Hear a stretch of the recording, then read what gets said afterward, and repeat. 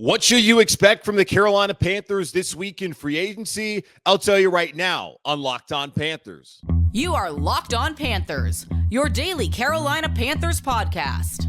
Part of the Locked On Podcast Network. Your team every day.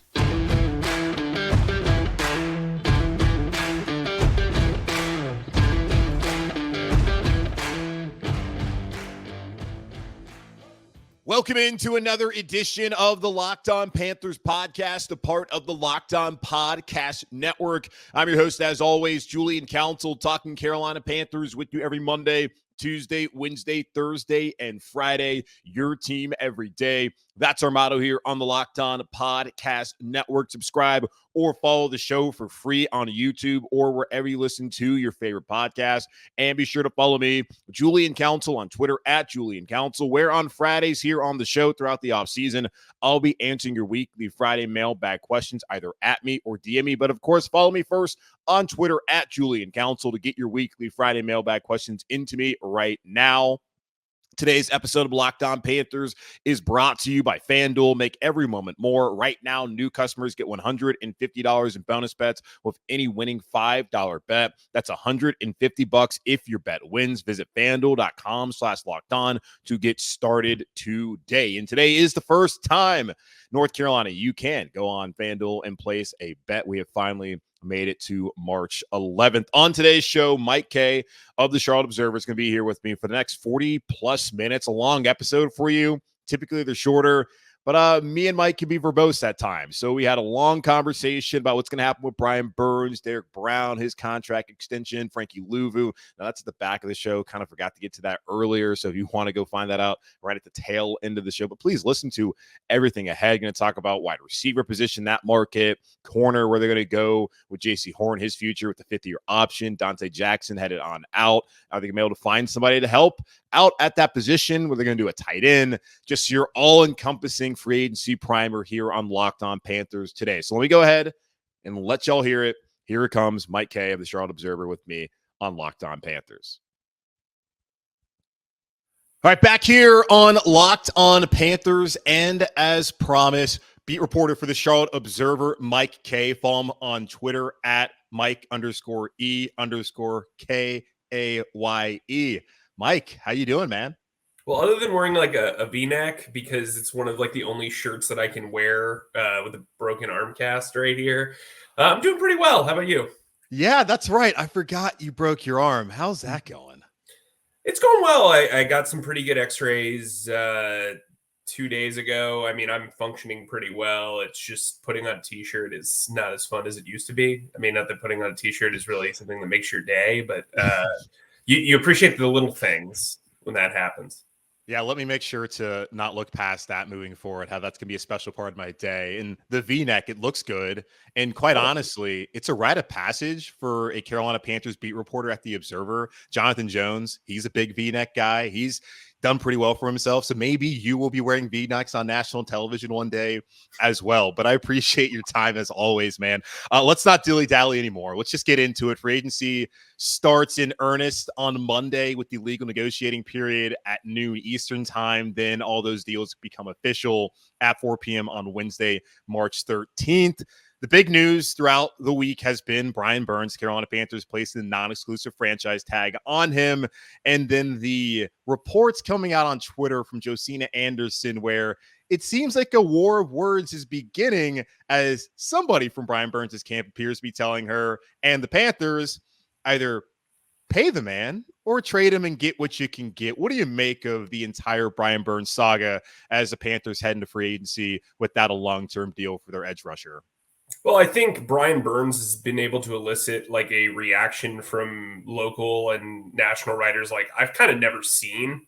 I think Josina Anderson's a terrific reporter. She's been on top of a lot of stuff. I humbly disagree with whoever her source is about a 3rd-round pick. That would be malpractice. Here's the thing. Objectively, it would be moronic for the Panthers to even answer a call with the offer being a 3rd-round pick. This is a 2-time Pro Bowler. He'll be 26 later by the time the season starts. He's coming off one of his like lower statistical seasons. They were a 2-15 team. They never led. I get it. I don't think he played particularly well against the run, but that's not really what he's known for. And you can make a lot of money of just being an attack and go pass rusher. I think there's been a lot of reactionary responses to this. Cut and dry business wise, he is looking to be paid like a top 5 pass rusher. Is he a top 5 pass rusher in the league? When you look at all the variables, maybe. I don't think he is Myles Garrett. I do not think he is TJ Watt. I do not think he's Nick Bosa. Or JJ back when he played. Right. I don't think he's Max Crosby when his deal would actually be palatable for Brian Burns, even though he signed it a while ago and market inflation, etc. The Panthers, when they look at this, have to say to themselves, we've traded away a lot of opportunity cost by trading up for Bryce Young. That is the reality. We never talk about that. And I'm trying to, stand for opportunity cost, I guess. When you trade multiple first-round picks, multiple second-round picks, you trade the value that you got for Christian McCaffrey to go up for DJ Johnson. They traded a lot of opportunity costs last year. And what you need to do is, when you're the worst team in the league and you do not have a first-round pick, that's an even worse indictment of your offseason. So you have new people in charge. You have to make up for opportunity cost. If Brian Burns is collateral damage in that, so be it. But he should only be that if somebody's calling me up and I'm Dan Morgan and it's the conversation should start with a top 25 pick and a 4th round pick. And because look, Justine is correct. The market value for him when he doesn't have that year and a half of a rookie deal left. Yeah. And they've turned down multiple offers, and people around the league probably know what he wants. Like, the reality of the situation is what you want to do is saturate the market if you're the team. You want your asking price to be very high, similar to how Burns's price is pretty high. And then you want to give him less options. That's smart business. I don't care whose side you're on. That's the reality of the situation. And I have no dog in the fight, but what I would say is I think the Panthers are playing this a little bit better than they're getting credit for. And I think this is a situation where I don't see him playing on the 1-year franchise tag. So somebody's got to blink. Oh, okay. Yeah, because last year, I never felt like he was going to be someone that would hold out. He had it felt more performative than actually he was going to not play, like Holden right into week 1 against Atlanta, where he came out and those first couple snaps, it's really like, hey, you going to pay me or not? And then after that, we didn't see that kind of energy and fire the rest of the way. And I still think Brian Burns is a fantastic player and certainly is deserving. And you'll bring it the Max Crosby contract, about $22 million per year. And the market inflation would suggest that he's probably right there around the $25, $27 million range, especially when you look at where he's at now in his career. Because Crosby, it was a couple years earlier than where Brian Burns is to where he was in his career when he got paid. It's difficult because I look at the situation.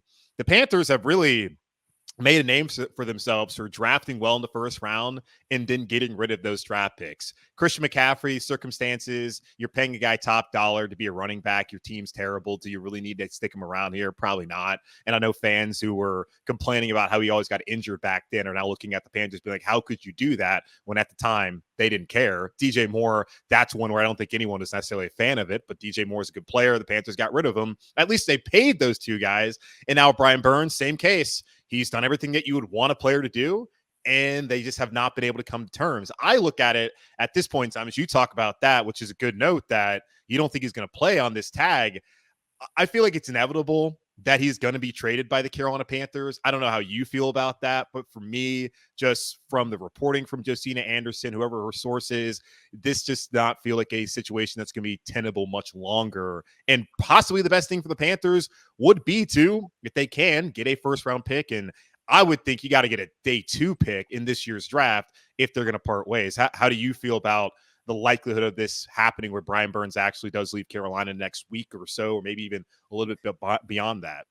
I think they want to keep him. I mean, I think there's like this weird, like lost in translation thing. Just because you don't want to pay a guy top tier market money does not mean you don't want to keep him. And Absolutely.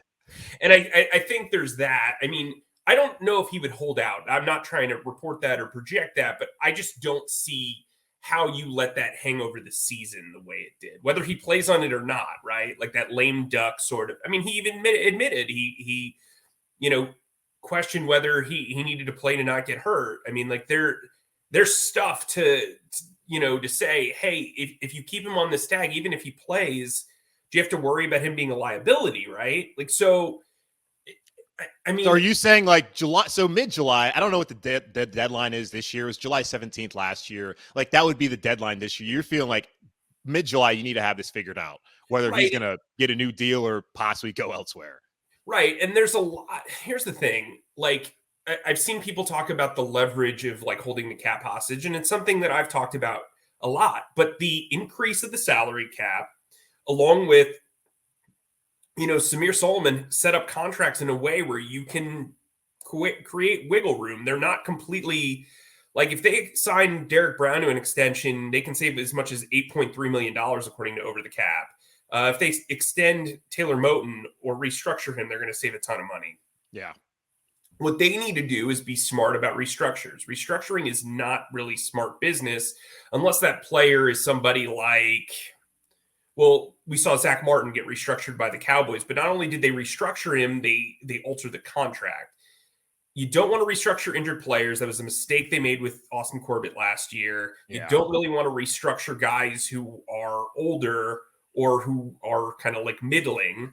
I'd argue that restructuring Taylor Moten last year was not really the smartest play on paper. It worked out for them.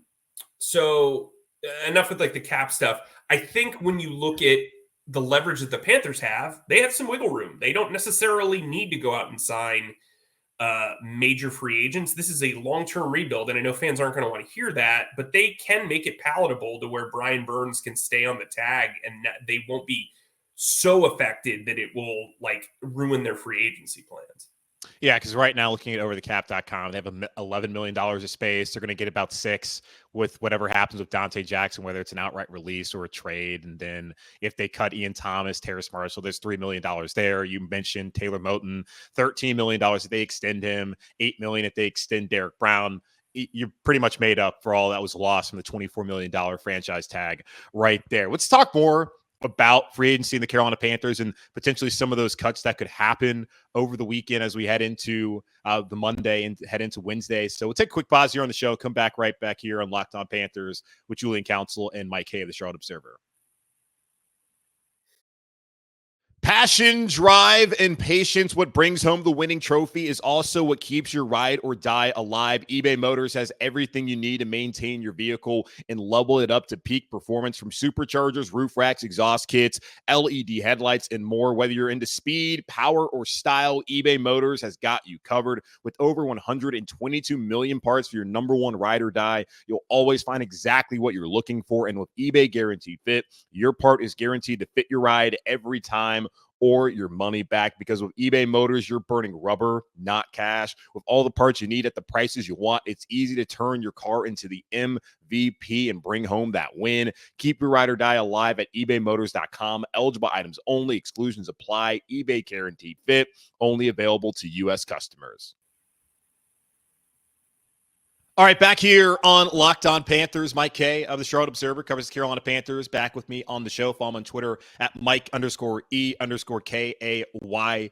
All right, Mike, we're kind of talking about this as far as some of the moves Panthers could make to open up some cap space with Brian Burns' $24 million cap hit being on the books right now at the franchise tag. You talk about Moten last year, the restructure, maybe not the best business, but it worked out for the Panthers. How do you think they go about that this year? As Dan Morgan has alluded to, they don't want to do the restructures like they did in the past with Scott Fitter, as that has not worked out for the team. And Dante Jackson's probably a part of the reason why restructures don't really work out down the road, as they have to either trade or cut him by March 16th. How do you think things play out with Taylor Moten? I feel like he's a player who's performed well enough to where it'll make most sense to me to maybe extend him for a short-term deal. How do you think that plays out? Yeah, I've written about that a little bit. I think when you look at him and Corbett, those two guys seem like extensions maybe down the road. I don't know if they're going to be a rush to extend Moten, because I do think like he is a guy who is an above average right tackle. He's not a Pro Bowl level right tackle. He's not an all pro level right tackle. He's just consistent. And so you want to figure out, they're going to have a ton of money next year. You don't want to bite into that the way Shaq did, but they would rework it in a way that at least they're not kicking the can down the road. They're paying real money as opposed to dead money. And I think he is kind of a guy that you'd want around for maybe 2 more seasons at max, and then you kind of figure it out. So maybe it's you rework a deal that has 2 years left on it, but you rework it in a way that it's beneficial to both sides. Now, I think when you look at Dante Jackson, the restructure didn't make a ton of sense. He was coming off an Achilles injury. Do not restructure injured players. I covered Howie Roseman for 4 years. The guy's the most brilliant dude when it comes to restructuring. It's just not good business. So with that said, I don't expect them to restructure a lot of guys this year. Brant Tillis is brought in because he's supposed to be this creative, brilliant guy. Restructuring isn't really smart business. So I'm interested to see how Tillis kind of adapts, and how he pushes back internally and how he kind of handles, this role, because it's been a role where there's been a lot of not hijinks, but like there's been a lot going on. I mean, depending on your role, in my opinion, there's just been a lot of B matter flying around. What they've done has not worked. Correct. Yeah. Let's just put it simply like that. Yes, that's fair. When I look at the other restructure options, I mean, I don't think there's a lot of them that make sense. There's not really like a position where you're like, that's the way to go. Like you could do Thielen. Thielen kind of makes sense if you really think he's going to be here in 2025. But the reality is, he's for 34. Right, exactly. For those who are unfamiliar with restructures, you're essentially moving money towards future years. Now, they have a ton of salary cap space in 2025 and 2026, but you don't want to be in the middle of the rung and have a lot of salary cap like they are right now. Like I think they have 13th or 14th most salary cap. Well, guess what, kiddos? That means that 12 to 13 more teams can outbid you. And so it's nice to have a lot of salary cap space. But if a lot of people have a lot of salary cap space, it doesn't matter, right? In a lot of ways. So I think they need to be strategic. I think they're going to get a lot of runway here. I know fans don't want to hear about a rebuild, but really the way they're set up, I mean, it kind of has to be. Now, an interesting guy that I would keep an eye on for a potential extension is JC Horn. Because if you're me and you're looking at, or you're Dan Morgan, or somebody who has to consider the cap, I would say he's played 22 of like the 59 or whatever games that he's been guaranteed. 51. Yeah. 51, whatever. You can, sorry, I don't mean to whatever. I'm not trying to. I know you're fine. No disrespect. It's off the top of the dome here. So I would try to sign him to a long-term playing time incentive-based contract where you try to give him a bonus that's comparable to the 5th-year option, so he gets that money, right? But on top of that, you get him for a longer period of time. Now, I don't know if that's going to happen. No one has discussed that with me. But if I was trying to be strategic as a front office member, I would say to myself, let's give him a deal to lock him up long-term and give him security while also giving us a sense of security from a front office standpoint. Let's stay there. Because I have been someone I just wondered what they would do, because I just look at a player who's, yes, he's only played 22 of the 51 available games to him. And he was quoted by Joe Person last June talking about how all of his injuries have just been like bad luck. And then immediately after that was injured and out for the rest of OTAs and in all of mandatory minicamp. So it's been unfortunate for him. He's clearly a fantastic player. And if you give him the 5th-year option and he is able to finally play well this year and healthy all season long, then you're getting a bargain, opposed to if you don't exercise it and you have to franchise tag him, it's like an $8 million difference. What you bring up is interesting. I've just wondered what they're going to do there and what they're going to do with the cornerback position overall heading to free agency now that Dante Jackson is on his way out. Like right now, currently, I don't think there's a single corner on the roster who has a contract past this upcoming season. And that includes JC Horn as we currently sit here in early March. So Henderson's out the door. We'll see what happens with Troy Hill, with a guy like Shaquille Griffin. Where do you see that going just with the cornerback market for this team? Maybe the draft, but it's not like they have that many picks, especially in the top 100, to really address that, to get a starting caliber player right away. Like, how do you see kind of the cornerback market playing out for the Panthers, like with JC Horn, his future, and just kind of the holes that they have in that room right now? I think they kind of do it the way the Texans kind of did it with their cornerback group. Like, they drafted Stingley, but who would be JC Horn in this scenario? Yes. And they brought in Steven Nelson, who was kind of like a mid-tier starting corner. He did an okay job for 2 years, whatever you get by. Dane Jackson is a guy that Dan Morgan kind of pounded the table for. I've written about it a couple of times. My long background profile on Dan Morgan, but as well as some logical free agents. He makes sense kind of in that third corner CJ Henderson role. But cornerback's a position you typically want to draft and develop. It's very similar to wide receiver, at least in the old days. Right now, everybody is, going after veterans. But when you do that, you have to be really smart with the cap. You also have to be really smart with the rest of your roster. Stephon Diggs, AJ Brown, Tyreek Hill, some of these, trade guys.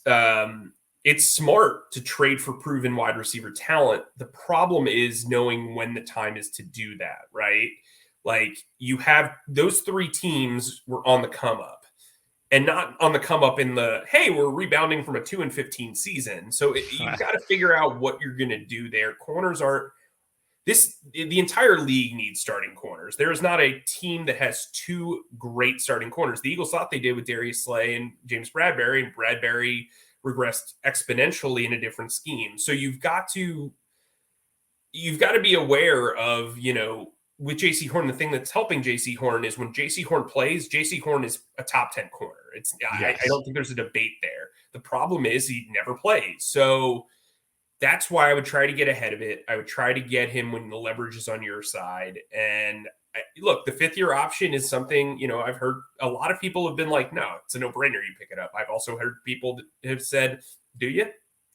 Because I've been in the camp of like, you don't pick that up, right? Like he doesn't play. I'm in that camp. Yes. Yeah. I'm in that camp because I think you're not only guaranteeing him the 5th-year option, you're guaranteeing him this year. And that makes him kind of hard to trade in like if you guys are terrible again, like, cool. But JC Horn's a guy that, while a lot of people, if you're trading for somebody you want extended years, that's a huge number to be guaranteed when the guy hasn't played a full season ever and has a history of soft tissue injuries.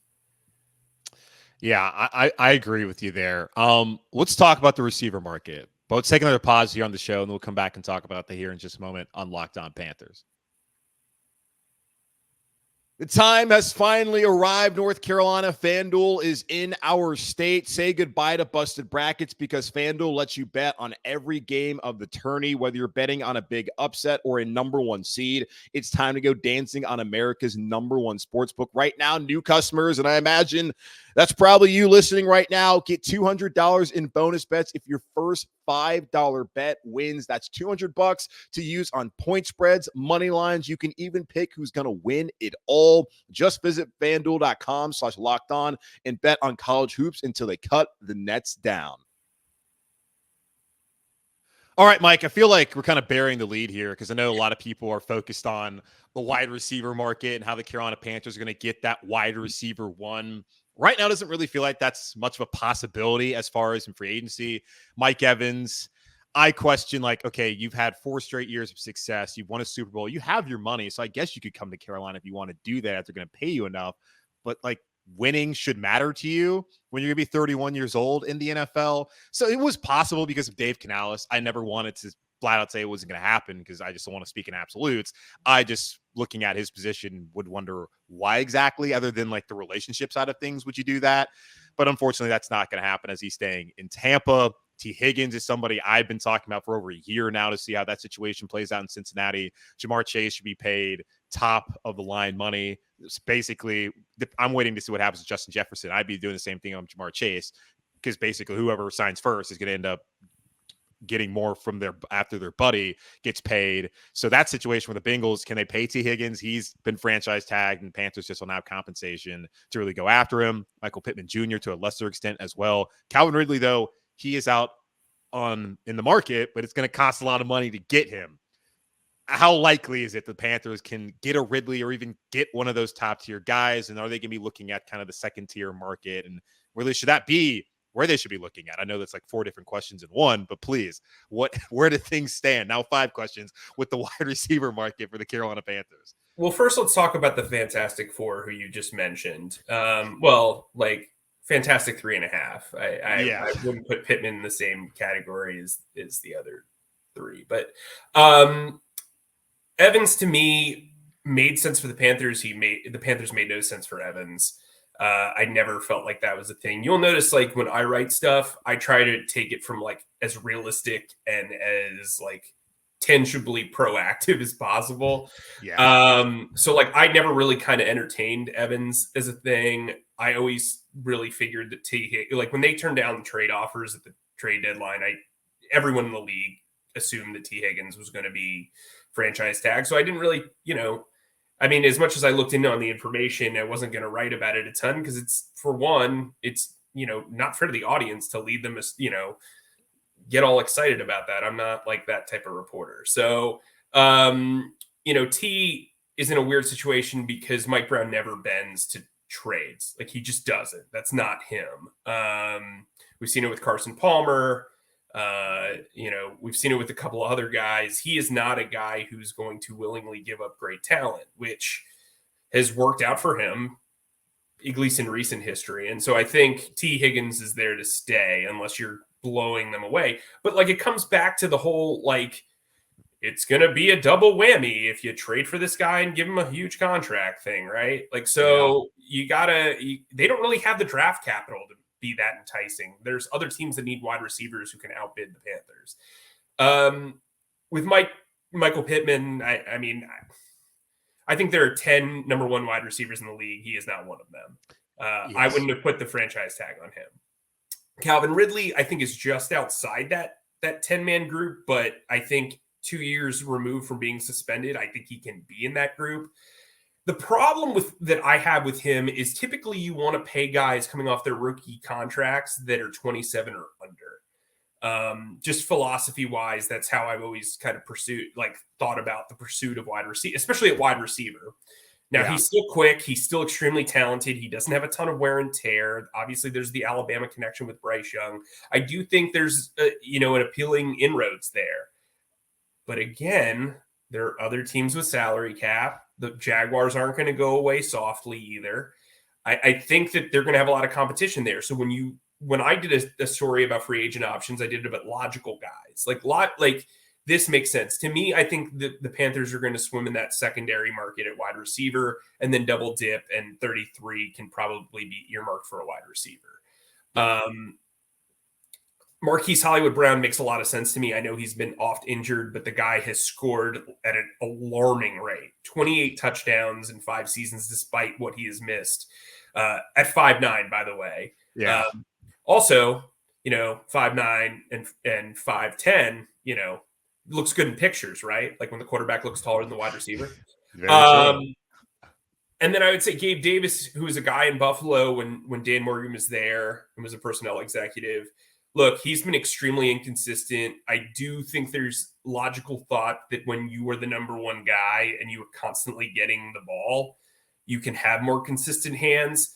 To me, he's not a natural X receiver. He's not a top 25 wide receiver right now, but I would like to see him kind of on a short-term deal. If he got like a 2-year, $26 million deal to be that guy, maybe it works out. It's just so hard to find a guy who's good at X. Like, I was just watching a video. What's his name? I'm like blanking on Matt's name. Who is an incredible wide receiver evaluator. Hold on one second. Take your time. Matt Harmon. So Matt Harmon, who is brilliant, brought up Yahoo. From Yahoo, formerly NFL Network. brought up how, Calvin Ridley faced a lot of press coverage at X receiver. And if you're signing a guy, chances are they're going to be at X receiver because Mingo is not ready for that role. Some would argue he's not ready for the Z role either, but he's probably going to play Z. And then you've got Thielen in the slot. And so, if Ridley's going to face press all the time, and he is not particularly good at press, according to last year, which obviously time off from the league, all that stuff, that's going to happen. Yeah. You wonder what the value is. And so I think they've got to upgrade wide receiver. I expect them to double dip in some form or fashion, whether it's 2 in free agency, somebody in free agency in the draft, 2 in the draft, whatever. I think, I wouldn't get my hopes up on landing Ridley. I mean, it's possible. I'm not ruling it out. I haven't heard that he doesn't want to come here, but I mean, it's just, they're going to have a lot of competition because the market has been dried up a little bit. And that's the reality of the situation. I think they need to put some money in the offensive line, which I'm sure we'll talk about later. But wide receiver, you're going to swim in that secondary market. What I will say is the secondary market for wide receiver this year is significantly better than it was last year. Yes. Exponentially better, actually. And absolutely. I think what you really need is you need a guy who can catch a pass every 3 throws from the X position, and you need a speedster who can take the top off the defense. And so that has to come via the draft and free agency or one entity of that. Yeah, I mean, it's just the reality is people aren't giving up top tier receivers. So Mike Evans at his age, he's just was an all pro again. So he's a guy that you're just not going to let hit the market.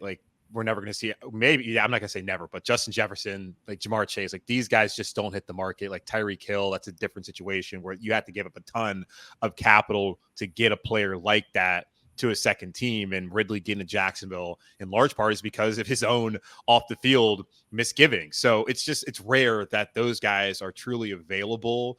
Devontae Adams, same case, how things played on Green Bay with money and then him going to Las Vegas. It's just not that simple. So I look at it as, hey, you're going to have to draft somebody at 33 and certainly hope that the guy you get is much better than the guy you drafted in the second round last year. Because I had someone ask me about Mingo and comparing his next gen stats to some of the guys that were drafted after them. And to be fair to Mingo, I was I'm just going to look at the second round picks. And Jaden Reed was outstanding for the Packers.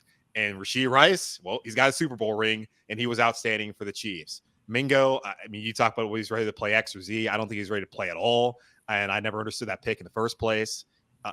But that's just me. Can I give you a stat about wide receiver for the Panthers? The last rookie wide receiver to catch a touchdown pass for this team, 2019 DJ Moore. At the wide receiver position, Chuba Hubbard caught passes, touchdown passes as a rookie. Tommy Tremble did, who, by the way, I think is going to be in for a big season if they use him properly. But that said, another second round wide receiver, Terrace Marshall, Jonathan Mingo. I mean, look, this draft is full of talent. I'm not trying to discredit this draft or say, hey, they're going to definitely miss on whoever they take. But I do think they do need to reinforce with at least one veteran who is proven. And I think, look, Gabe Davis has his statistical quirks and his playing style quirks. So does Marquise Hollywood Brown. But that's what happens when you have to go elsewhere to find a top tier wide receiver. 100%. Yeah. And I think too, you just look back and I'm not going to ever sit here and pretend I'm a draft expert. I do love college football, watch a lot of the games. Terrace Marshall was great at LSU. The problem was he was never healthy and he clearly was not Justin Jefferson or Jamar Chase. And then Mingo, there's been a lot of great Ole Miss receivers. I don't even recall that guy even playing at Ole Miss and he wasn't even top receiver on his team that year. And I look at the guy who came in and replaced him this past year from UTSA, Trey, can't remember his last name. He was unbelievable. So it's just weird. It's and then you look at Jaden Reed. Yeah, he was a baller at Michigan State. Rashee Rice, baller at SMU. Maybe get the guys who are actually balling in college and not expecting to come to the NFL and play. Because if you can't produce at that level, unlikely to produce at this level. But moving on. And also one last thing on Higgins. He was picked 33rd overall. Panthers have the 33rd pick. So you can so you can potentially get that level of player, especially in this deep draft class, but it would be great if they can somehow get in the first round. Two more things. Looking at tight end, offensive line. We'll go offensive line first because tight end secondary, in my opinion, as far as these go. The kicking me icky at left tackle. I guess Moten's probably going to be back at right tackle. Corbett looking at right guard. It's the left guard and center spots that we're looking at. Christensen, lowest graded offensive lineman for that team in 2022, and it looked like the offensive line had finally taken a step forward to being respectable, solid unit. Obviously, injuries last year played a large part in them regressing as a whole.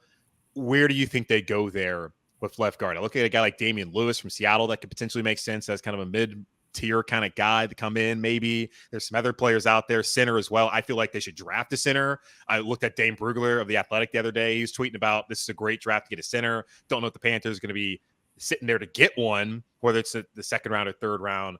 Looking at those two interior spots, how do you kind of see that market playing out for Carolina? You ready for some great radio? I strongly disagree with you. Oh, yes. I think you draft guard. You've got to find a veteran center for this kid. This is one of the best center free agency classes I can ever remember. The kid from the Cowboys. I'm particularly fond of Lloyd Cushenberry, who Evero could vouch for. That's Tyler Biadasz from Dallas. Yeah, Tyler Biadasz. Sorry, I never pronounced his name properly, and I covered the NFC East for years, so hold that against me. But look, there are some really talented centers out there, and I just think if you can get a veteran guy, it's really about athleticism. It's not about age. The kid from West Virginia, Fulton, right? I think it's Zach Frazier is the one from Zach Frazier. Yeah. I was thinking Zach Fulton for some reason. Zach Frazier really impressed me at the combine. He worked out even after breaking his leg in his last game. And I've been talking to people around the league. They're impressed by him too. But then again, I've also just said the center from West Virginia. So they knew exactly who I was talking about. I don't know why I was thinking Zach Fulton, but whatever. Anyway, NFL, a lot of similar names. Anyway, so Zach Frazier, but then again, do you want to spend a pick that high? Because he's going to be a top 50 pick from what I understand. Center is what you pay. I'm not a big believer in paying guards. For every Austin Corbett or Brandon Brooks, there's a Zane Beadles, and Andrew Norwell, Brandon Sheriff that kind of eats away at your money. And look, I mean, not for nothing, we just saw the Rams pay a guard $16 million a year after he was just traded for a pick swap. So, guard is a weird position. Look, if you're extending guys who are on your team and really well, good, go for it. But guard is so dependent on the play of the center and the play of the tackle that when you put them in a different ecosystem and potentially a new blocking scheme, yikeroos. But anyway. Honestly, I'm there with you because it goes back to kind of where it's all with the receivers. You just don't really see the top tier guys out in the market. You don't really see top tier tackles out on the market. If they are, you're paying a ton of money or you're giving up a lot of draft compensation. Center, and this is my thing with the center. The Panthers haven't drafted a center since Khalil back in 2007. Ryan Khalil, that is. And they had him for over a decade. Since then, they've gone the veteran route. Matt Paradis is coming off a broken leg, and that first year was basically a waste of time. 2020, he was fine. 21, tears his ACL. Then it's Pat Elflein, who wasn't good in Minnesota, wasn't good in New York, comes to Carolina. That will always be a puzzling move, but that's just where they were as far as when free agency started and what they could reasonably get, as you've mentioned, kind of on this show, trying to set expectations or manage expectations for Carolina Panther fans as we get into free agency. That did not work out. Bozeman comes in. He plays well, didn't play well last year. I think a large part because of just his own limitations, but 7 different left guards, 8 different right guards. I just look at it as, okay, you keep doing the whole, and I understand your point of having a veteran for Bryce Young. You keep doing that. Now, they are not getting the good veterans. Maybe it's time to just draft somebody that you can keep for a long time. But I understand exactly where you're coming from, but please continue on your. Well, here, I'll give you an example. So the Jaguars took Luke Fortner out of Kentucky, I believe, a couple of years ago to block for Trevor Lawrence. It has not gone well. And center is a position you have to call the block, you have to call the protections. There's a lot going on there. I'm not saying don't double dip and do whatever, but the way their pick allotment is gone, it's just been hard. They have a lot of needs. Yeah. And center is a really good free agency class. Now we'll see how this guard class plays out. I don't have a problem with paying a mid-tier like guard, but I also think, you've done that. Excuse me. And I think center should be the priority. I just don't think you need a top tier guard. You need a top tier center. And whether that means you have to be patient and wait for the draft, cool. But we've talked about wide receiver. We've talked about pass rusher. We've talked about all these other needs that you have. And so, you're not going to find a lot of Jason Kelsey's in the 6th round, even though he was a 6th round pick. I think like they need someone who's extremely athletic, who's extremely smart, who can move. Guard is a little less hard to find replacements for. Like you brought it up, there was a lot of injuries. To me, Brady Christensen's always been a tackle. I think he upgrades the swing tackle position if that's what you decide to do. Mm-hmm. But like from a guard standpoint, they're going to look for somebody specific because if you're playing wide zone, you need athletes who can get in front. And honestly, part of Miles Sanders' struggles last year is in mid zone, you didn't have guys who were athletic enough to open up some space as well. So I think he could benefit from that. So could Chuba. It's not just about pass protection. You need a guy who is athletic, smart, and can block in both phases. We won't talk about Miles Sanders because the way his contract is, it feels like he's going to be sticking around here for a period of time. So we can get down to that down the road. Last thing here for you, looking at tight end, because I guess, edge rusher too, that we talked about though with Brian Burns, that could become a huge need. But again, down the road. That's to the list. Yeah, let's that down the road. Let's tight end. It's been an endangered species. Honestly, the way I look at it, Greg Olsen had the foot injuries in 18 and 19. So the last time they had a healthy, consistent passing threat or pass catching threat at tight end was 2017. Greg Olsen. Coincidentally, that was the last time this team was worth a damn and was in the playoffs. So that would be nice to have a part of their offensive arsenal again. You think Tommy Tremble is up for a big season? The Panthers clearly are going to try to bring somebody in after letting go of Hayden Hurst, which is the right decision. Hopefully his health, as far as the concussion, is okay and that he can live a long, happy, prosperous life, because I'm more concerned about that than him actually playing football moving forward. There's 3 former Seattle Seahawks tight ends that are all out on the market. Pat McPherson, formerly the tight end coach for all 13 seasons there under Pete Carroll. He's now here in Carolina. You got Noah Fant, you have Colby Parkinson, you have Will Dissly. I have to imagine one of those 3 guys is on his way to Carolina, right? Yeah, probably. I've brought up Colby Parkinson quite a bit. I think he makes the most logical sense. He was also at Stanford, I believe, when Brad Idzik was there. So there's that connection too. But here's what I would say. I don't think they need somebody who is like going to be the go-to tight end. I think they need a guy who can form a tandem with Tremble and be productive. I don't think Noah Fant to me has his quirks. Dissly, whatever. He's not like he's scored enough, a decent amount of touchdowns. It's not like he's putting up like numbers as far as right. It's not like you're signing, Hunter Henry, right? Like it's not like, he's kind of, I don't want to say Janu Smith level, but Janu Smith is really good. Don't get me wrong, but he's not like a top 1 or 2 tier tight end at this point. There's a reason why he's bounced around. Dissly obviously hasn't. He's like a homegrown Seattle guy. But I think look, I've reported this. They're going to attack center. They're going to attack tight end this offseason. I've been told that by several sources, both positions. Wide receiver, obviously, no one has to tell anyone that. Pass rusher, nobody has to tell anybody that. But I can tell you with pretty good confidence that tight end and center will be addressed this year. Now, the tight end draft class is pretty nice. That might be where they can save some money. But I think a guy like Colby Parkinson on like a 2-year deal kind of makes sense. He knows the language. He knows Canales. He knows, the tight ends coach. He's not like just a block, like a pass catch only guy. He's not just a block only guy. I think they need people who, like Tommy Tremble, have that versatility. And I got to tell you, I've seen a lot from Tommy Tremble last year. Tommy Tremble was a guy that I heavily criticized my first year here.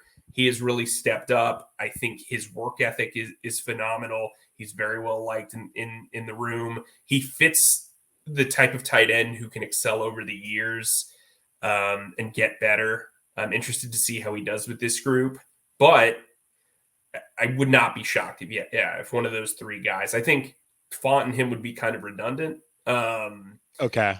But I think Disley and Colby Parkinson might make some sense. I would probably go with Parkinson, just based on his ties, and I think he'd probably be cheaper, maybe. He's definitely gonna be cheaper than Fant, I would think. Oh no, he's definitely gonna be cheaper than Fant. I think from a Disley standpoint, Disley's got kind of more of that experience and has been higher on the depth chart than him. And and I think, look, you want free agency for the Panthers should be about signing guys off their rookie deals. It shouldn't be about like consolidation of guys who are cut by other teams as cap casualties. That can occasionally happen, but where you're at as a franchise, like realistically, to me, if you could go 5-6 wins this year, you're not only doubling, you potentially tripling your win total from last year, and you're showing progress. I know no one wants to hear that, but like 2-15, bro. Like that's like the reality of the situation. And I think, look, again, opportunity cost. You have to build something. This is not just going to be a quick fix. And I think they're going to get the time, Dave and Dan, to kind of allow them to do this. Now, if they surprise everybody and come out of nowhere, terrific. But like, you're going to have to do that through like grit and coaching and teaching. It's not going to come through ready-made talent. And I think like that's, there are some building blocks here. Derek Brown's very absolutely good. If you can re-sign Frankie Louvu, who we haven't even talked about. I totally forgot about that. Please address that. He's the ultimate X factor, in my opinion. And by the way, I've written about this several times. If you want to read the Charlotte Observer Panthers mailbag, you can fit Brian Burns, Derek Brown, and Frankie Louvu under the cap. Oh, and J.C. Horn with long-term deals. So, remember, they've got a ton of cap space in the next 2 years. All you have to do is give them a big bonus and spread that sucker out throughout the length of the contract on multiple guys. And so I think there are some blue chip guys here, and you want to pay your blue chip guys. They're also 2-15. So you have to kind of weigh, cost benefit. They don't have a second round pick next year. They don't have a first round pick next year or this year. There's stuff that they're going to have to climb out of, and they're on offense. They're climbing out of, like in cartoons where like they draw like a hole in the ground and then it becomes an actual hole. Like they're trying to climb out of that. They're like Wile E. Coyote trying to, get some dynamite going in this offense. But shouts to Warner Brothers. Like that's the reality of the situation. Like there's like a joke, like I've heard that if you smile enough, you can convince your brain that you're happy. Like there's going to have to be some of that for Panthers fans this year, because the reality of the situation is you're climbing out of the worst record in the history of the 17-game season. That's the reality of the situation. Yeah, that is the reality of the situation, unfortunately. God, we've gone so long. I tend to ramble, so it's my fault. Look, we all go long. I'm verbose in my question asking, which will be 5 questions, and you give a lot of context. And hell, it's a podcast. They just Lockdown tells me these are only supposed to be like 30 minutes. Well, this is going over today, buddy, and there's a lot to cover today. You got my today. There's a lot to discuss. All right, we got free agency coming up. Okay, the Louvu thing, and I'm hoping people watch or listen to this the entire way, because I meant to ask this way earlier on this episode. I saw Pro Football Focus had him as their top linebacker as far as free agency goes. There's going to be competition. He's hit the market. He's a dog. He's what you want. I think about Dan Morgan's. I think about the Sam Mills, the John Beasons, the Luke Kuechlers, Thomas Davises, and I see him and all of them, or them and all of him, however it goes. Is that going to happen? Like,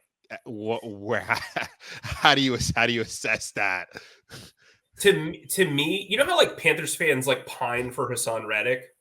How do you think Cardinals fans feel? Oh, awful, because they drafted him and they didn't even utilize him properly. Right.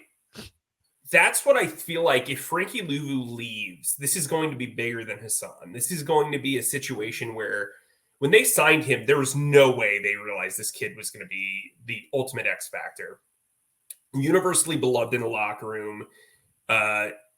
What he does schematically is scary. Like, the Cowboys should look into signing him because Mike Zimmer, obviously famous for double A gap blitz. If I get double A gap blitz Frankie Louvu all day long with the talent that they have on that defense, by NFC East, like, that's, I mean, God bless you, Jalen Hurts.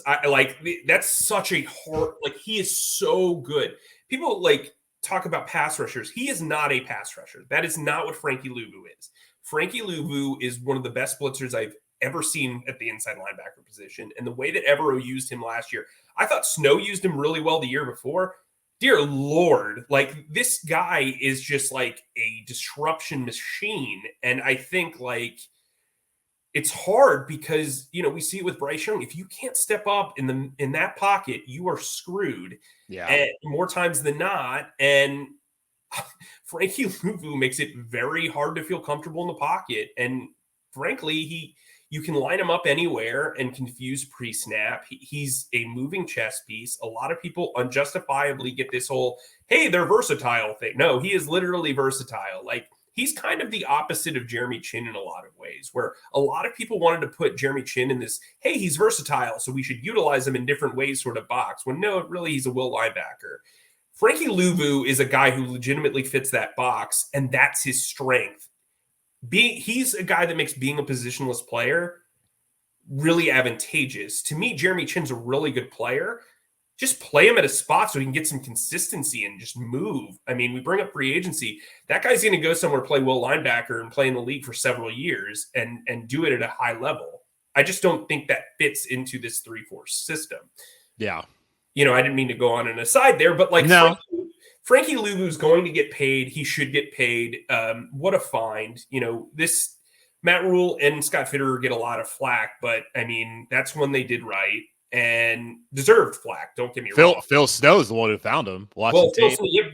Yes, but here's the thing. I like that you say that because it's always a collaborative process. It's never just like, yeah, let's get this one guy. I mean, unless it's Robbie Anderson.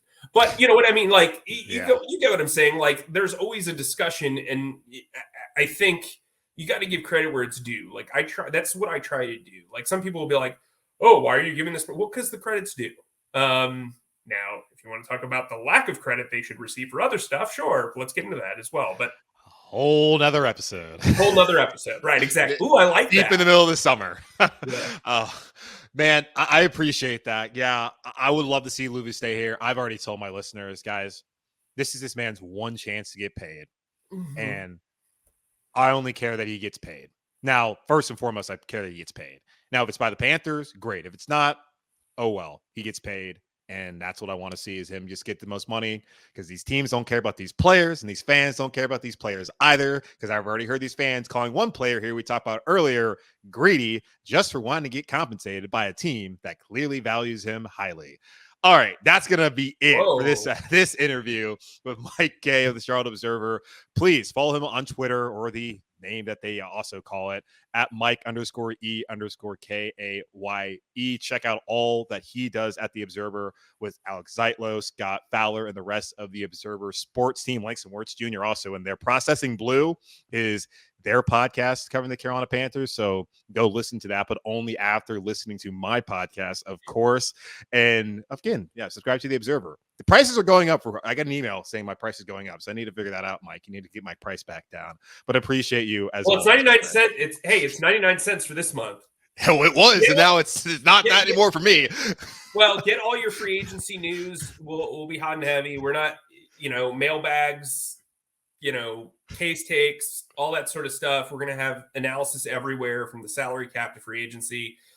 Sorry to hijack your elevator pitch, but we're going to have a ton of stuff, some features, some behind the scenes stuff. You can check out how Dan Morgan got to where he was. I also have a full breakdown of the offensive line, everything you need to be prepared for free agency and then beyond. I may need you to do an article on Dan Morgan's pizza place that he once owned here in Charlotte, and whether that's going to ever come back. It was okay, but I'm just curious. Maybe he wants to get back in the pizza business now that he's here, potentially to stay for a long time. But again, appreciate your time as always, Mike, and we'll catch up down the road. Over a pizza slice, hopefully. Oh, yes. It's always great catching up with Mike Kaye from the Charlotte Observer. Please, guys, go subscribe to your local paper where there's so many good notes on the Carolina Panthers. And also, I don't know, maybe be informed about your actual local community as we had elections this past week. Those things are important. So maybe read up on the candidates and read up on what's going on in your ever-growing city of Charlotte, North Carolina. If you are, of course, local here. If you're not, still, best way to be able to check in on the Panthers a lot of times is listening to the podcast, but also reading people like Mike Kaye over at the Observer, checking out Joe Person at the Athletic, and all of those guys who do a hard-working job covering this team. That's going to wrap up this edition of the Locked On Panthers podcast, part of the Locked On Podcast Network, hosted by yours truly, Julian Council. Again, y'all subscribe and follow the show for free on YouTube or wherever you listen to your favorite podcast, and be sure to follow me. Yeah, follow me on Twitter at Julian Council, where I'll be answering weekly Friday mailbag questions coming up on Friday. Either at me or DM me to get those questions into me right now. But in the meantime, be safe, be happy, be whole as always and forever. Keep pounding, and I'll talk to y'all on Tuesday.